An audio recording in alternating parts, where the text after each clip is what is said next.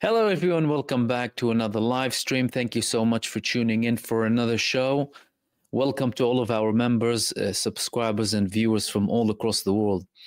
If you're new to my live streams, I have these regularly to open the space up for the community, for participation, any questions as well, after we speak about the latest updates. In this video, I wanted to talk to you about a couple of things, a couple of subjects. Some of them will revolve around the confirmations or elaborations coming from the Trump administration in relation to his statements that came towards Gaza and the United States controlling Gaza.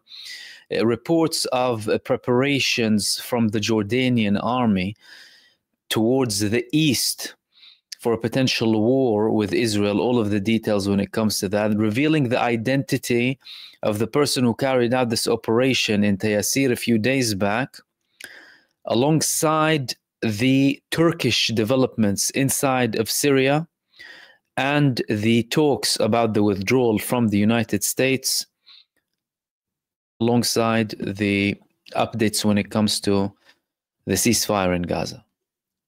Now, we'll begin with Jordan. So there was an article in the Middle East that spoke about the Jordanians preparing for a war with Israel. Jordan ready for war with Israel if Palestinians are expelled into its territory. Now, this article was reasonably put together because it spoke about the potential of Jordan actually being forced into war with Israel, knowing that they have very low chances against Israel, because the Jordanian army compared to Israel, much weaker than Israel, much less equipped. Jordan isn't in a very strategic position militarily against Israel. However, the argument here, and there are of course preparations coming from Jordan and more deployment east, likewise coming from Israel, more deployment of divisions towards the Jordanian River and the borders with Jordan from the West Bank and other parts too. Now, Israel claimed that they are ready to build a wall now between them and Jordan to prevent any attacks such as the ones that happened between 2023 and the beginning of 2025 or the end of 2024, when several Jordanians carried out attacks against Israel.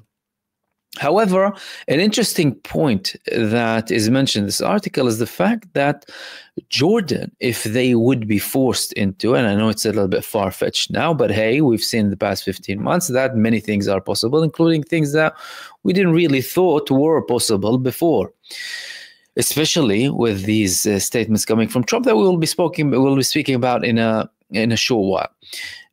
The leverage when it comes to Jordan, or the strength that they have when it comes to Israel, would be, according to this article, the borders that they have with Israel. Jordan has very long borders with Israel, the biggest borders with Israel, and the terrain is mountainous and very challenging. Now, if Jordan decides to actually have any sort of action against Israel, if a solution is imposed on Jordan, and that's likely to happen either simultaneously or individually when it comes to the Palestinian population, either an expulsion from Gaza, but we'll get to that again in a sec, or any potential of expelling people from the West Bank, that would create a lot of problems. It can happen between them and Egypt, or it can happen with them individually. But they're preparing for that, although it might seem far-fetched. And, you know, there are certain interpretations of the statements of Donald Trump himself, and now they clarified even, we know we're not going to send any troops. Jordan would be in a strong position when it comes to the length of the borders and the fact that, well, they can start having guerrilla warfare. We're not just talking necessarily about the Jordanian army. Now, the Jordanian borders with Israel, they've long been borders of smuggling at the end of the day, despite the Israeli presence in those areas. And if Jordan, or if Israel and the United States actually go ahead and try and impose, like the statements of Donald Trump suggest, any kind of solution like that, then it would put them in a very harsh position. Now, this is not something very new, by the way. The Jordanian foreign minister, Ayman al-Safadi, in the beginning of the genocide, there were talks at the time, over a year. These talks of Donald Trump, they're not new. Like, it's the suggestion that's new, by the way. But the talks and the ethnic and pressure on Egypt and Jordan, they've been there. They've been there, and they've intensified after the 7th of October. And Jordan, the Jordanian foreign minister at the time, and we all know Jordan, and we all know Egypt as well, and their relations with the United States and with other countries too, and the fact that they have a peace treaty with Israel, he said that would be a declaration of war. Now, these things are to be taken seriously. At the end of the day, Jordan is in no strong position against Israel when it comes to army, but they do have capabilities when it comes to the borders with Israel and having a guerrilla warfare that can challenge Israel. Which leads me to Donald Trump and his statements. Today, we had a clarification. We had a clarification saying that, no, Donald Trump actually said we're not interested in sending forces to Gaza, but we will control Gaza. We won't be sending forces, but we will be controlling Gaza in a different way. And the more time goes by, the more statements these people make, the more it seems and appears to be unsubstantiated and doesn't make any sense whatsoever, for various reasons. Trump, apparently, from reports that are coming now, had this idea circulating in his mind for several weeks, and he's been talking to himself about it. He caught several departments off guard. The Department of Defense and the Foreign Ministry, or Foreign Office inside the United States. Why? Because any plan to do with the United States occupying a certain location and potentially deploying forces as well needs to be discussed with everyone in charge when it comes to security, everyone in charge when it comes to foreign policy, anyone in charge if the army is going to be deployed with the army too. And he hasn't spoken to any of them. He hasn't spoken to any of them, and he's having these statements about controlling Gaza. And now today, he's saying we're not going to send forces to Gaza. Well, how are you going to go to Gaza? How are you going to control Gaza? Exactly. Tell us. They appear to be, the more time goes by, they're unsubstantiated. They don't have any essence in them. And clearly we're talking about certain statements to save face potentially with Netanyahu and protect his government, potentially have certain plans afterwards. And who knows if they would work. All we know is it appears to be acceptable by Israel that the United States might have some sort of presence. Now, on the ground, the Israeli Foreign Minister, Israel Katz, already authorized and ordered the Israeli army to start preparing to take Palestinians from Gaza and expel them basically through the Sdoud port and the Ramon airport. So they're talking and they're probably planning certain things. However, that's not something significant. Israel was already implementing a war of genocide and ethnic cleansing inside of Gaza for the past 15 months. The last 2 months of which, or more than that, 2.5 to 3 months almost, included a campaign called the General's Plan in the northern part of Gaza that included further choking of the north, more genocide, more destruction, more ethnic, more displacement, more of everything. Yet, despite that, we had a ceasefire, and that ceasefire went ahead. And guess what? The people are going back. However, Donald Trump's statements are there, and with any statement, people need to be prepared. And the Palestinian people are prepared. Also, there was a statement coming today from Hamas that any force that goes into Gaza, and they've said that before, by the way, many times, without coordination with the Palestinian side, will be dealt with as an occupying force. And we saw how the Palestinian resistance deals with occupying forces. They've shown us very well how they deal with occupying forces in the past 15 months. But again, Trump is saying we're not going to deploy forces. So he can try and explain more. All we can do now is assume and try to analyze, interpret what he's saying.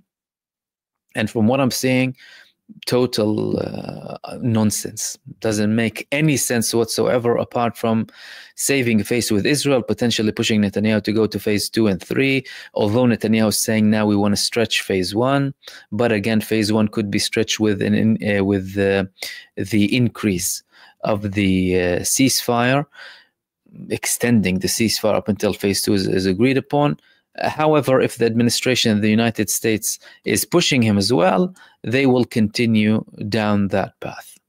This is what we know, and this is what's understood from the statements that are coming from Donald Trump. The second thing that I wanted to talk to you about is, now we know who did this operation in the West Bank several days back in the Tayasir. His name is Muhammad Daragma. He is the brother of the founder of the Tubas battalion in the West Bank resistance, Ahmad Daragma, who was martyred. This man was imprisoned by the Palestinian Authority of the West Bank for approximately 157 days, and he was released in November. He's around 23 years old. 23 or 25, one of them is 23, one of them 25, according to this report. And he did this operation on his own. This young guy, he decided to have this operation, taking down, well, Israel admitted that 2 were killed, including an officer, and 11 wounded in total. However, again, the numbers could be higher than that. The clashes were there for a very long time. And this is a picture of him and his brother. His brother, of course, was participated, leading a brigade in the West Bank resistance. Now, this case, by the way, is again showing to the whole world, and Israel primarily, that the campaign in the West Bank is not going to work. I mean, this happened in Tubas. They're focusing on Jenin. They don't know where things will go in the West Bank. And this man was an individual. At the end of the day, individual guy going there and having this operation. Why? Because it's an operation against a place next to a checkpoint that makes the people's lives miserable. Apartheid in the West Bank, no equality, constant harassments, administrative detention, constant killings. Well, the people need to understand how the bank lives and has been living for such a very long time. And nothing will solve this up until this apartheid entity is dismantled. And the talks that are coming now from the United States administration, they don't really show any hopeful signs that we're talking about that. To the contrary, Benjamin Netanyahu and Donald Trump sitting down together, you know, like, Trump was looking like Netanyahu's slave. This is what I saw. Now, moving on to the next subject that I wanted to talk to you about. The gift, we haven't spoken about the gift of Benjamin Netanyahu to Donald Trump. What did he give him as a gift? He gave him a pager, 2 pages actually. 1 golden pager and 1 regular pager. This pager here, saying to President Donald J. Trump, our greatest friend and ally, Prime Minister Benjamin Netanyahu. Was this like a threat to Donald Trump? Benjamin Netanyahu sending him a pager, and Donald Trump saying, oh yeah, it was a great operation, right? Trump was saying it was a great operation, right? Or did Netanyahu want to send him a message that, like, we can kill you, we can detonate a pager if you have a pager in your pocket? Did he tell him that? Is he trying to send him that message? Maybe. Who knows? All we know is that this pager attack that they are so proud about, this killed children, this pager attack. This made children blind. Innocent people. It was one of the biggest acts of state terrorism in the 21st century. And it should have raised alarm bells with anyone. Imagine any other country on earth detonating thousands of pagers all at once, all of a sudden like that, against people who could be with their families, with their loved ones, and we had so many civilian victims, under any pretext whatsoever, and being supported by the United States. Can you imagine that? Can you imagine the world that we're living in? They started to check everyone in the airports when, with liquids and shoes and what are you wearing if there's like one explosion or whatever. But a state using technology, doesn't matter how many people use it or not, across the world. And if they could do that with a page, what can they do with your phone? What can they do with your phone? Are you comprehending the level of terror this state is conducting, and the level of terror the United States is sponsoring, facilitating, and conducting, and feeding, and breeding? Can you imagine? It's very worrying. And they're acting like, they're proud of it. Moving on to the next two things, before I open the space up for all of you for any questions or participation. Before I get into them, there was a report in Al Jazeera. I haven't been able to find the source for it, but Yoav Gallant made several statements, and he confirmed that they used the Hannibal Directive. He confirmed that they used the Hannibal Directive during the war in Gaza.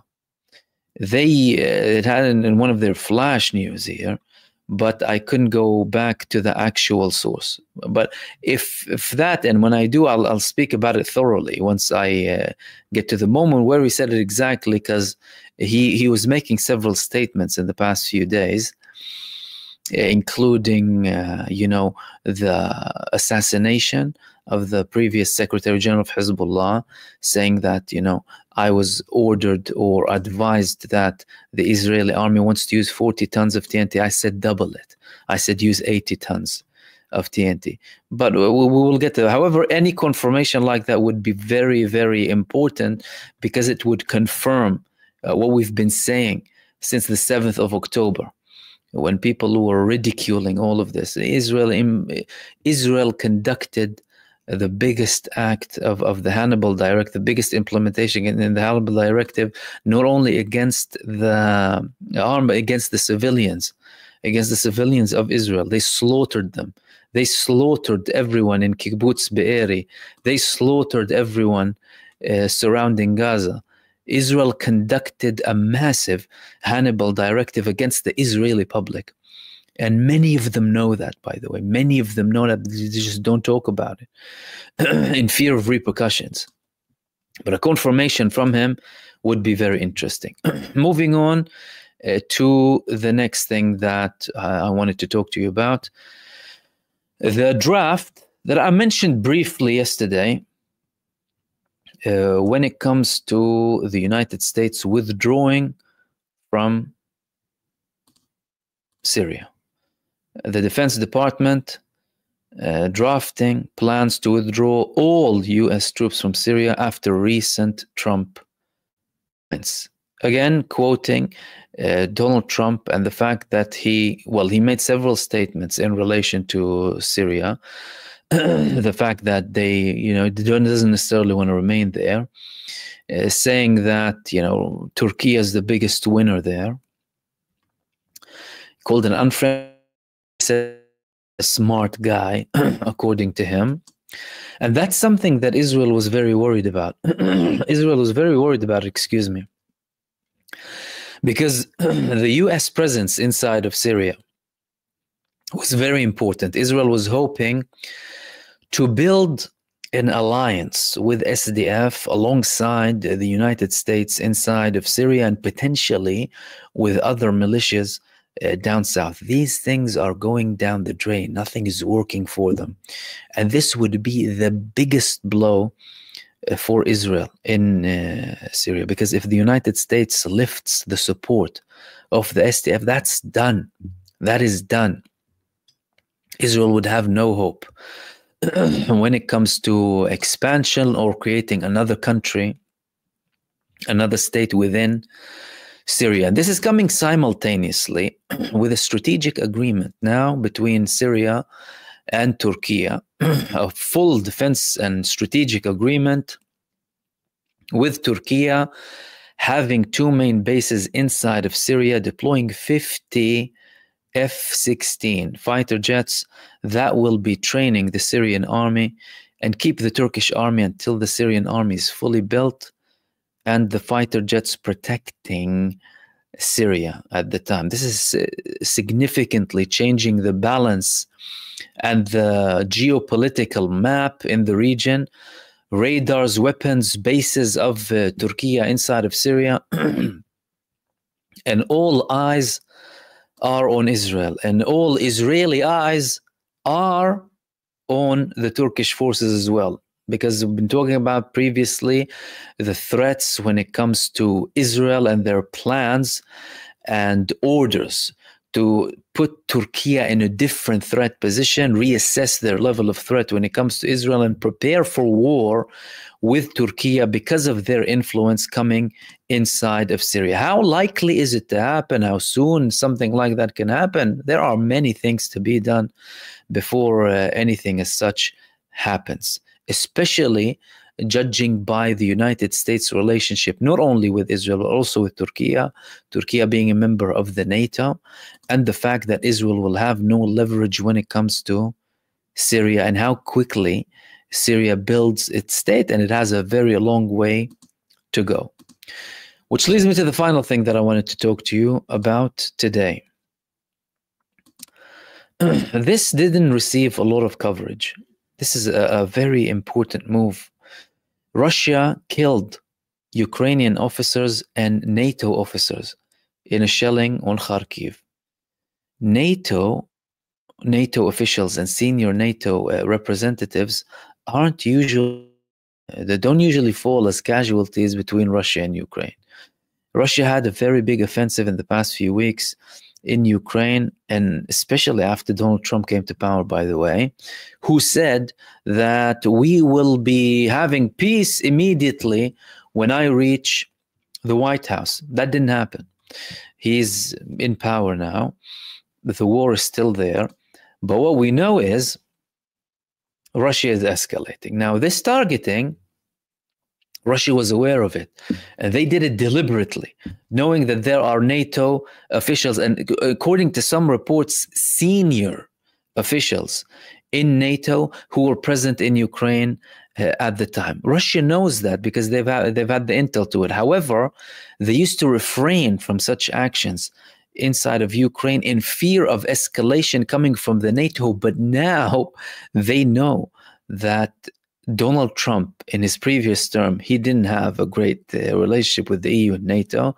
Now he's already warning them again. He wants a bigger percentage when it comes to funding. He's threatening the EU altogether.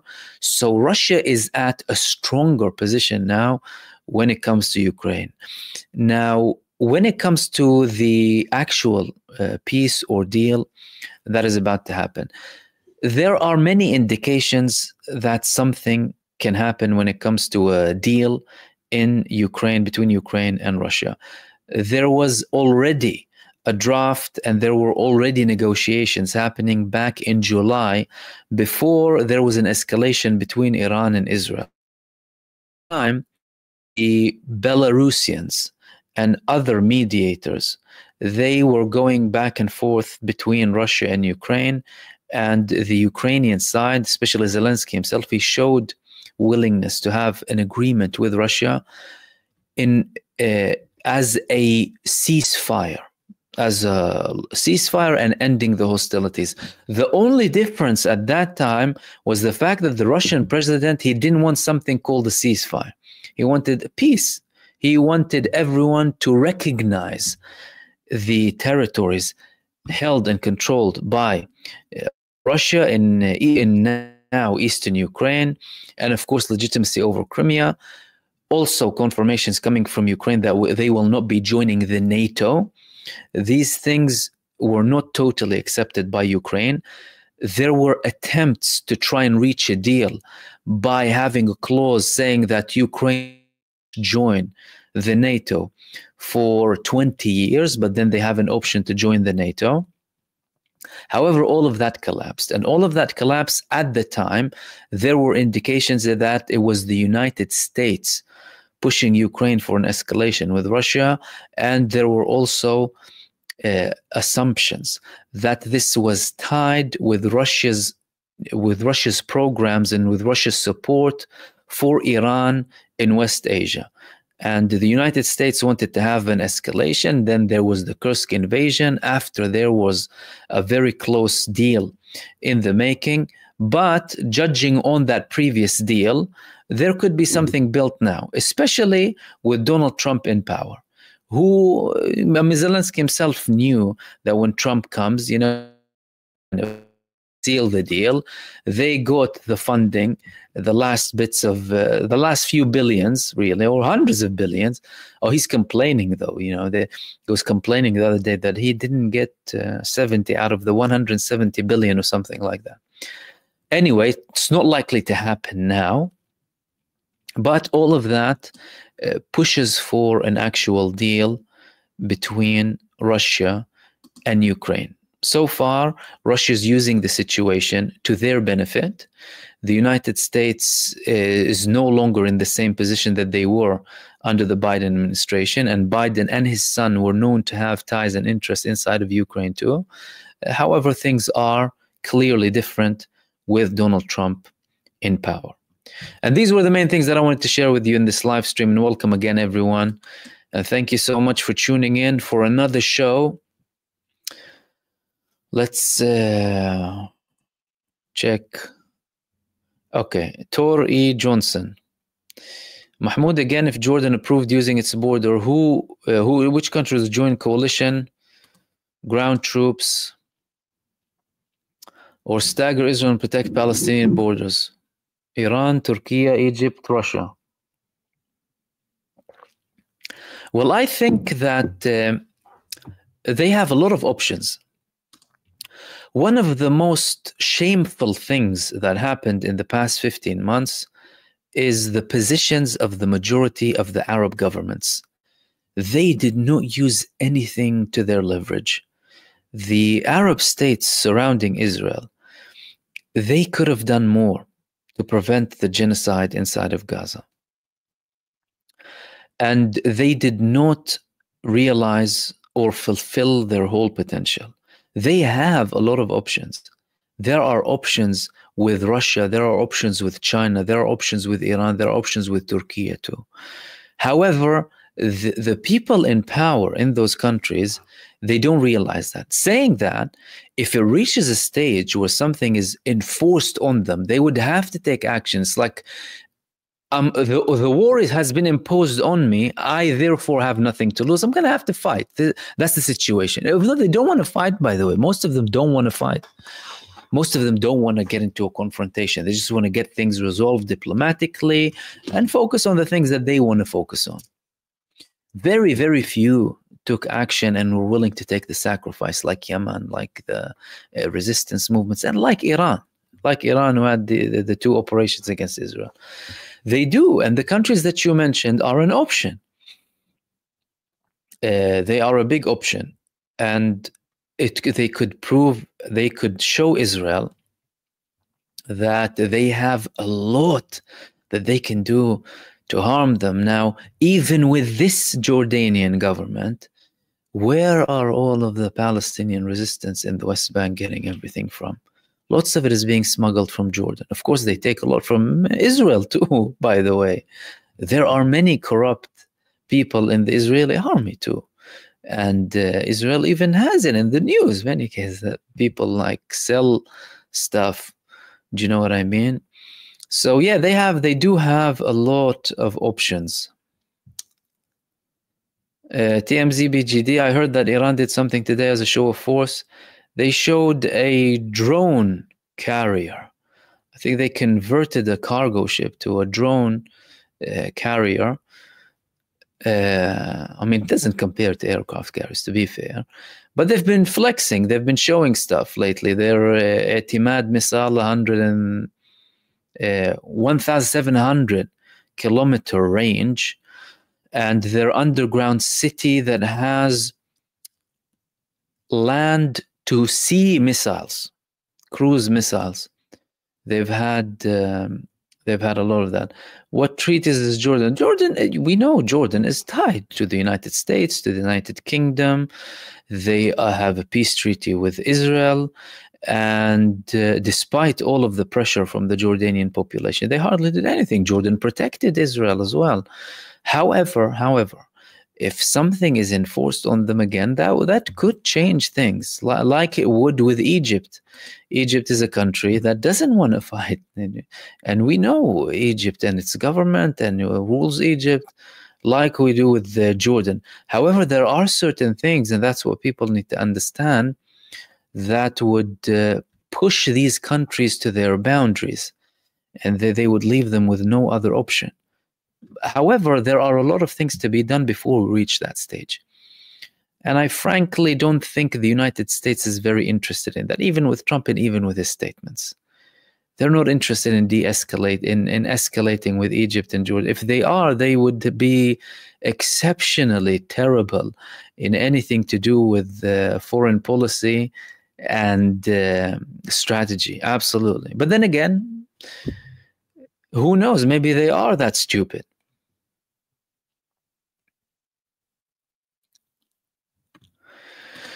Cookie dough, is there any turmoil around the release of Israelis in Israel? What are they saying about their stay in Palestine? How does Israel take it? Well, not all of them are talking. Some of them are talking. Israel, they go through brainwashing and manipulation when they go.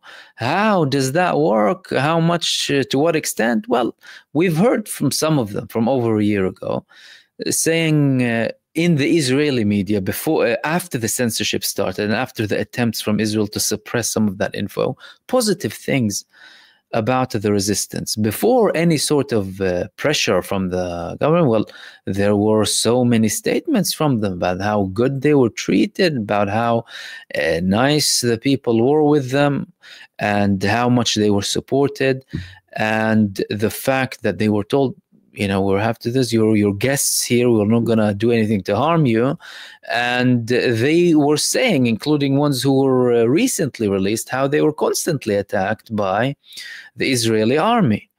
The Israeli army was targeting them. And now with this confirmation, with this report about Yoav Gallant confirming that they implemented the Hannibal Directive on them, with that, though, there's a lot of manipulation and propaganda, and the Israeli public are one of the most, if not the most, manipulated and brainwashed public on earth. So it doesn't matter what you say, like, they will continue to be like this. The media is like that. Although there is a very high level of distrust, the mainstream media in Israel, imagine, the past 15 months, it's as if nothing is happening on the ground in Gaza. They talk about people as if, just numbers and destruction. And again, many people support that. But the biggest pressure, by the way, in Israel now is to completely release all of the Israeli prisoners of war.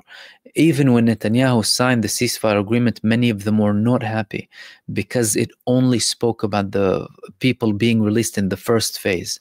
So there was a lot of pressure from the families of the Israeli prisoners of war who blamed Netanyahu for killing their children by prolonging this war and accepting a ceasefire he could have accepted way back. The resistance offered him a ceasefire in day 2. They offered him a deal. They did this whole campaign because Israel wasn't giving them a deal. They were continuing their oppression and their occupation and the imprisonment and the administrative detention, all of that. But the biggest pressure now is from the families of the Israeli prisoners of war, who are saying that now we need to have a deal, and they're begging Trump now to put more pressure on Benjamin Netanyahu not to have any sort of delays in phase one and release all of them.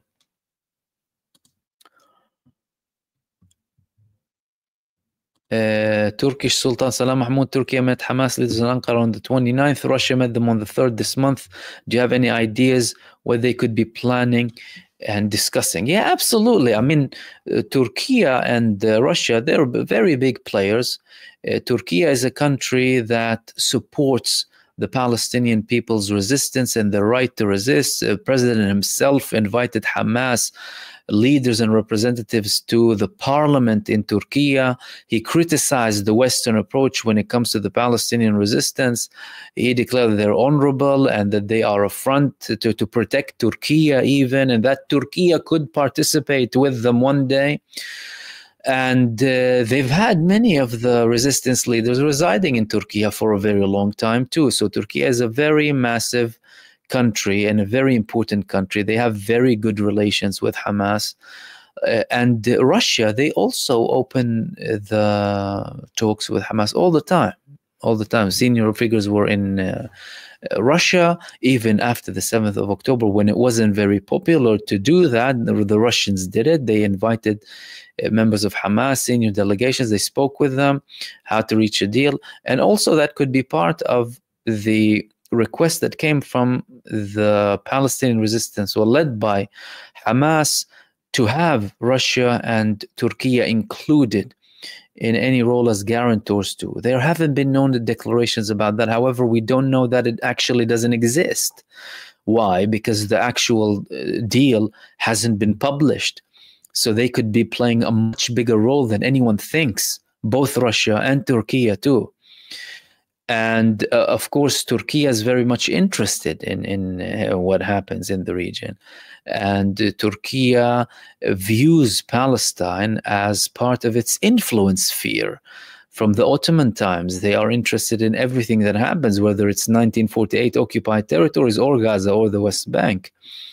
Many of these places have Ottoman-era buildings.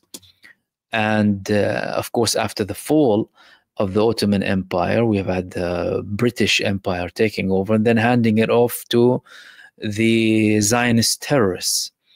So Turkey has short and long-term plans and visions, and the medium-term, this short-term and medium-term discussions are primarily around the ceasefire, the implementations, the options, aid as well, by the way, because Turkey is planning to send heavy equipment and also field hospitals to Gaza too, alongside other aid as well. Turkey also receives a lot of patients from Gaza. And in the medium term, how we can get this whole move, whole momentum to a better result. Turkey always talks about the two-state solution. And from their side, they're pushing to get this recognition of a Palestinian state between Gaza, the West Bank, and East Jerusalem as its capital. Of course, that's a solution that is not likely to happen. Israel is expanding in the West Bank. They've had this genocide in Gaza. And now they're almost approved a new bunch of settlements in the West Bank that would literally cut the south of the West Bank from its north and make it even more impossible to have any sort of Palestinian state. Not that it's already, the possibilities of like a Palestinian state, between Gaza and the West Bank are very, very small. But yeah, they're pushing towards all of that. And they want to ensure that things continue to de-escalate and not escalate. Because from a Turkish perspective, also from Russian perspective, they view things to more on a longer term. They plan things strategically for a very long term. And they're very interested to see a de-escalation and also make sure that they have a potential counter to any sort of implementation of those fantasies of Donald Trump. Although, again, like I said before, they appear to be, nothing but just talks and, making noise. And some people are also saying that he's making noise because apparently he wants to take down the CIA completely. In the US, also taking down US aid, all of these things, and the problems that they're having internally as well between this new Doge department run by Elon Musk and him trying to take over sensitive information from different departments inside of the US. There's a lot of problems, by the way. Like USA, they're refusing to comply with him, and they closed offices and did not allow him access. Things are tense internally inside of the United States, and statements like this, they take all of the lights off anything that's happening internally, because everyone would be talking about, oh, Trump, and he said that he's going to displace the Palestinians and he's going to force them into this and that. And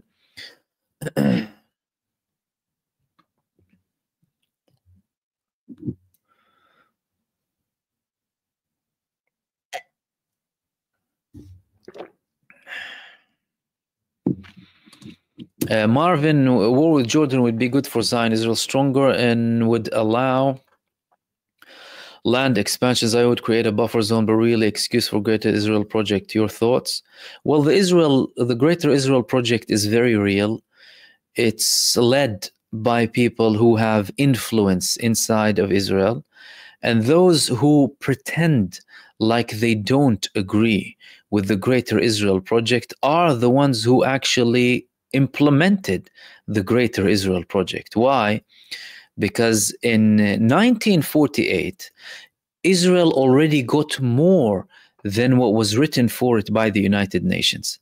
The United Nations split Palestine, one state for the Palestinians, one state for the Israelis.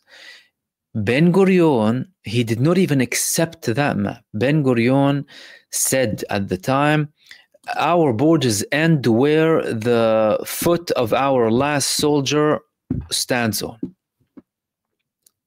Neo-colonialist, expansionist entity. So he took more than what the UN gave him. After he took more than what the UN gave him, it was like de facto. We already control it. We occupied it. Deal with it. All right. Then, because of that, and because of the unfairness of the whole expulsion, and 750,000 people expelled from their homes, so many people killed, Israel not allowing anyone back, having a military rule on the Palestinian population that remained in 1948 territories for approximately 10 years, if not even more. Then they had the 1967 war. The 1967 war was Israeli expansionism, another step in the path of a greater Israel. All of a sudden, they are more than quadrupling their size, controlling, taking over Sinai, taking over the West Bank, taking over the Golan Heights, taking over this and that. And they wanted more. And they were considering these locations, well, are still considering, apart from Sinai, because Sinai was liberated by force, part of the Greater Israel. And even when they were in Sinai, they were saying the importance of Sinai is like the importance of Tel Aviv. It's like the importance of it's very important. But when they had to withdraw, that's it. Okay. Now, 1967, some people in Israel started to have questions. They started to have questions. Hold on a second. We were actually expanding so much. I thought we were here to defend ourselves.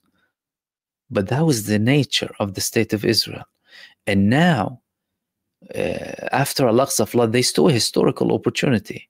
So from an Israeli strategic thinking, no link to right or left, by the way, that's Zionism. That's Israel.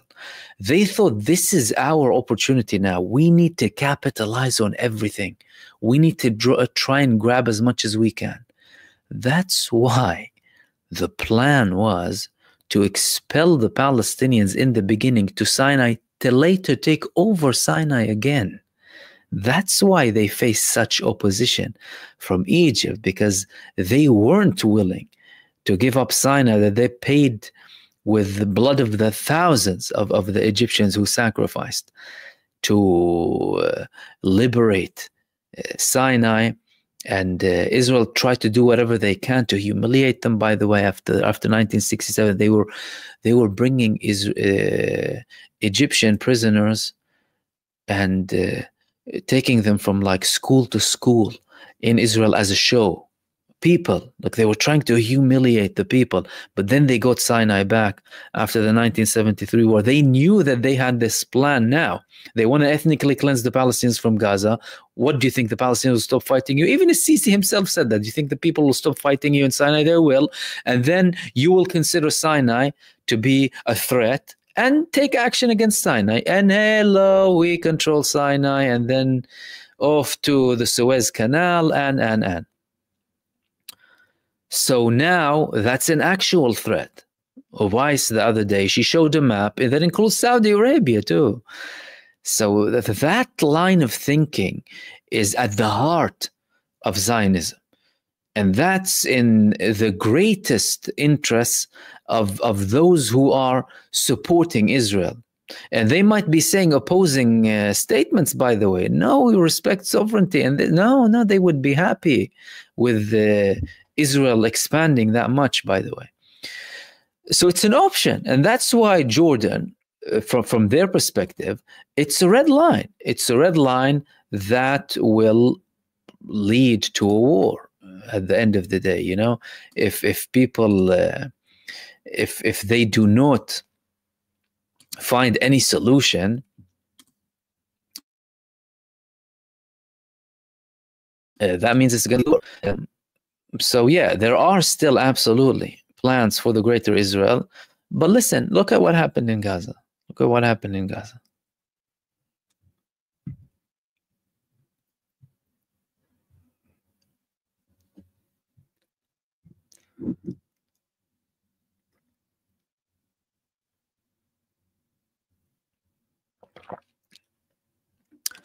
Gulliburg is also saying if there have been secret talks, or if I think there have been secret talks between Egypt and Jordan against the Zio entity.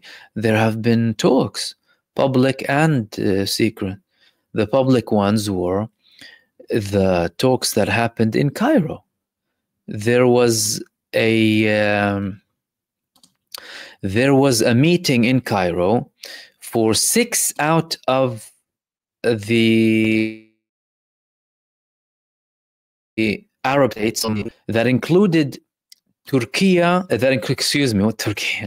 included Saudi Arabia, Qatar, UAE, Jordan, Egypt, and the Palestinian Authority. And they had a meeting. They had a meeting to outright reject the plans of Donald Trump.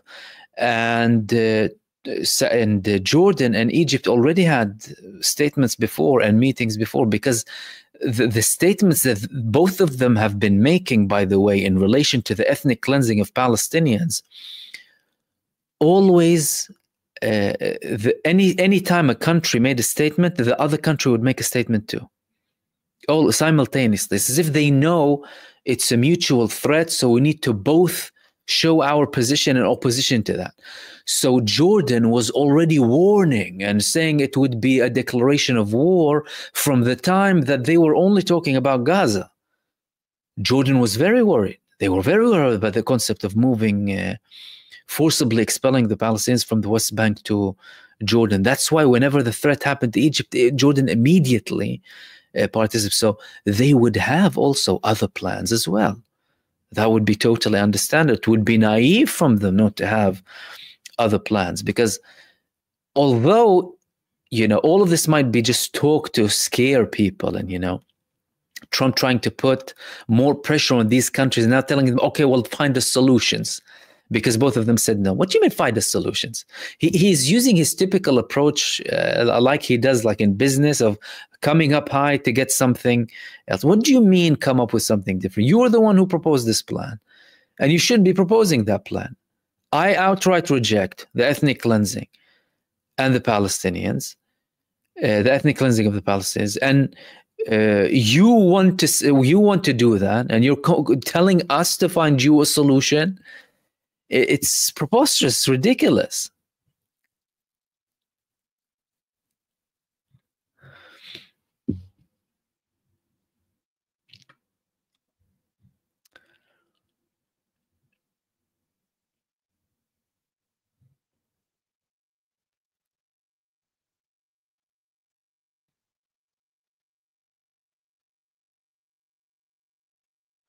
TMZVG, I saw Egypt put dozens of tanks on the border. I think hundreds, maybe. I think it's more than dozens. Is it a way of also saying that they are prepared for war with Israel? Yes, totally. And it wasn't the first move. The initial moves were just immediately after the 7th of October, because the pressure on Egypt started from day one. So they had some of their biggest military drills. They deployed over 100,000 soldiers in Sinai, areas that should be demilitarized according to the Camp David Accords, heavy equipment, tanks, everything that they need, every single thing that they need. And the defense minister even visited the Philadelphia corridor. And now they had protests, and they had armed militias next to the Philadelphia corridor, next to Rafah crossing. All of that is sending messages to Israel. Of course, they're ready for war. And has Turkey and Iran said anything about how they would react?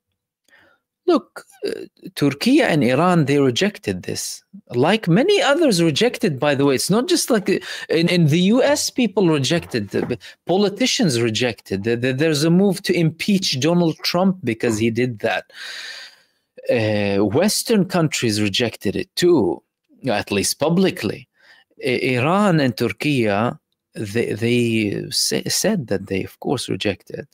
The Iranian foreign minister told Trump, well, how about you send the Israelis to Greenland, right? And do all of us a favor. However, if Donald Trump actually tries to forcibly, by force, trying to expel the people, and again, it shows how unsubstantiated the thing is. Now he's saying, I'm not going to send the US Army to Gaza. There won't be boots on ground. And his administration, they're trying to, explain what he meant and this and that. Well, how are you going to force them? These people were not leaving after the equivalent of 4 nuclear bombs on Gaza. After 20,000 children were killed, after people lost every single thing in their life. And they're returning to the north. Over 500,000, over 600,000 returned to the north. And we're still talking about whatever aid goes into Gaza, nothing is enough to, solve the crisis. There's still a crisis in Gaza. And it's going to be there for a while. Yet, despite all of that, people are returning. Well, how are you going to, what kind of magic formula do you have to convince people to go and then let them come back? What do you think, they trust you or Israel or trust anyone else? Apart from how ridiculous everything is, Oh, hello, I'm a country and I helped kill and maim hundreds of thousands of you for the past 15 months. And now I'm actually worried about your day-to-day life. So how about you go on a vacation and we rebuilt what we destroyed and come back, but we're not going to pay for it. Nothing makes sense. Nothing makes sense.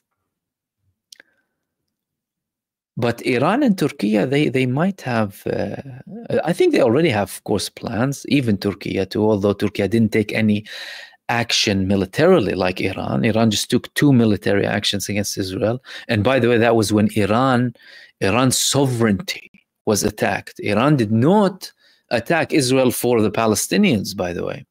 Iran attacked Israel because Israel attacked Iran. But in the second one, they said it's for the It's for the attack against, for the assassination of the martyr Haniya, Nasrallah, and Neil Furushan. I think it was the RGC guy. And that's why we target, and for the innocent people of Gaza, right? But the initial response was because they targeted their embassy, consulate/embassy in Syria at the time. And of course, Turkey wasn't attacked like Iran was attacked. And if Turkey was attacked, or Turkish sovereignty was attacked, or there was an attack directly on Turkey, they would have had most likely something as a response.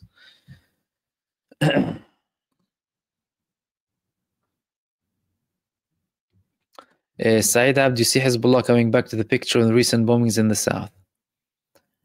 I think that Hezbollah are giving it 12 days from now. I think something is making Hezbollah confident that it's going to end. Why? Because they already planned the funerals of the Secretary Generals, Nasrallah and Safiyuddin.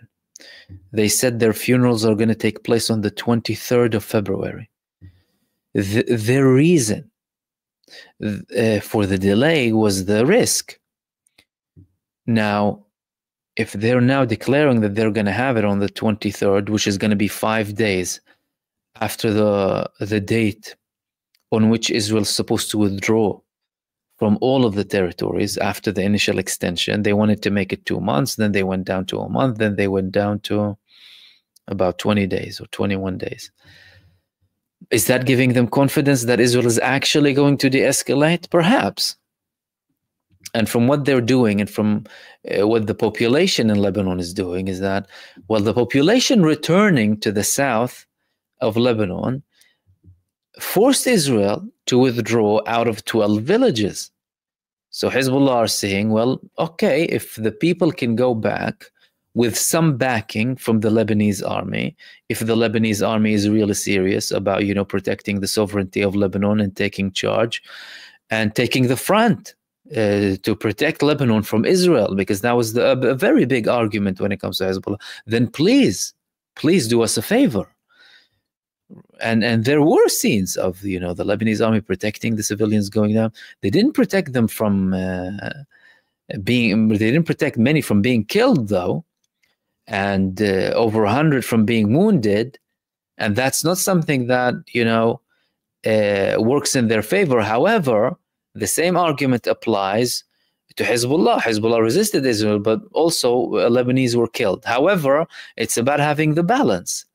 If through these diplomatic talks and these negotiations, we are able to force Israel out, and then Lebanon or the Lebanese army can spread into certain parts of the south, and then different coordinations would have with the Hezbollah, for example, then fine. So no problem. And I will be a backup if you need me, kind of thing, because they have an advantage over the Lebanese army. The Lebanese army is almost nothing in comparison to the Israeli army. It's not like, they can go ahead and fight Israel, 90,000 and mostly policing.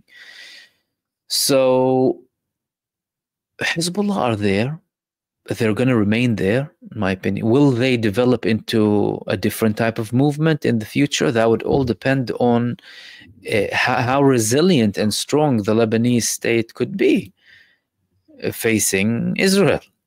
Imagine all of the power or all of the arms were in the hands of the Lebanese army. Israel would have occupied Lebanon by now. It's Hezbollah and the Lebanese resistance who liberated Lebanon, South Lebanon, and confronted Israel and acted and played a role of deterrence against Israel, and made Israel fail as well. So we'll see what happens on the 18th. If that happens, then the Hezbollah will say, okay, no problem, sure. Let's continue down this ceasefire. And we can potentially have more deals. And don't forget that Iran is looking too. Iran is looking. They have a looming response.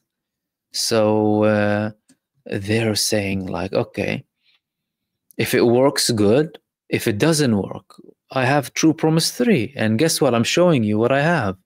Why did Iran start to post like these missiles? And by the way, Turkey too. Listen, Iran is showing more missiles and underground cities. Turkey is talking about how much they're going to deploy in Syria and revealing new ballistic missiles too. Coinciding with what? The United States saying we're going to withdraw from Syria. It's all of these things are linked. And these countries are showing that we have power. And that power will be used if it needs to be used. Iran already proved it, right? Turkey, they can. Because let no one forget, Turkey took down a Russian fighter jet, 10 years ago, 9 years ago. They later dealt with it, and Erdogan made friends then with Putin, and they moved on from that. But they can bite. It's not that they can't bite. If they did that to Russia, what do you think? They're scared of Israel? And even with the United States, they've had confrontations with the US. They outright refused to allow the US to have any sort of attacks on Iraq from Turkish territories when the US invaded Iraq. They have disagreements with the US, even with their relations with Russia. And they have big differences with the US when it comes to Syria. And guess what? Turkey has the upper hand in that area.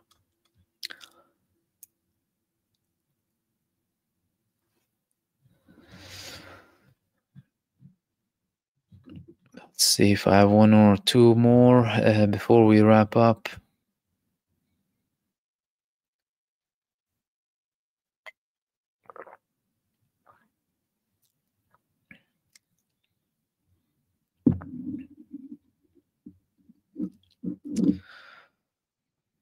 Marvin saying Trump doesn't need boots on ground. He could use Eric Prince or some other contractors to fight Hamas. US Israel would provide transport, intel materials for Merck, Saudi, and thoughts.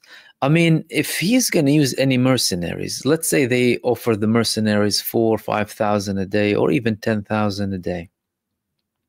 Do you know what? 20,000 a day.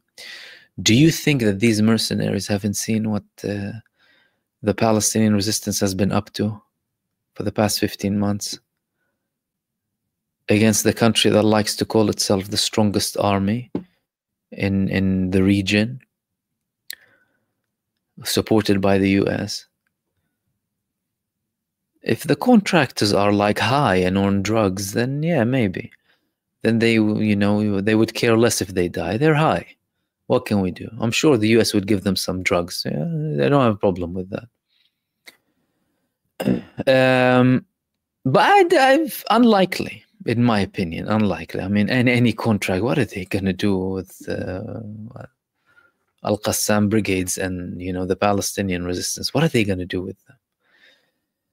They would be very ignorant, So I think many people underestimate the nature of the population in Gaza and the nature of the Palestinian resistance in Gaza. You're talking about different levels. These people are highly disciplined, very, very highly disciplined, absolutely full of faith, very, very well organized, and with immense amounts of resilience and bravery that is unmatched.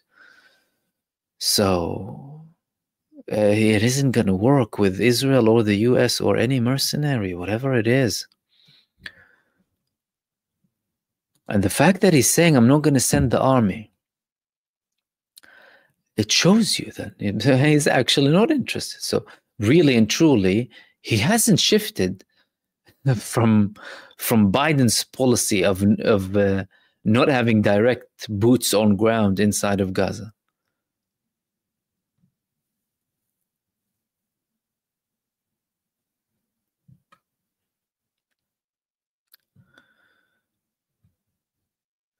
I'll take the last one from Stephen Kelly. When will Iran attack with True Promise?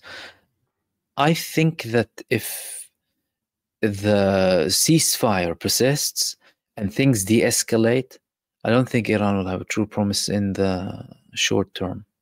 I think they would put it on hold because they would see it as our diplomatic aims have been achieved without us attacking them.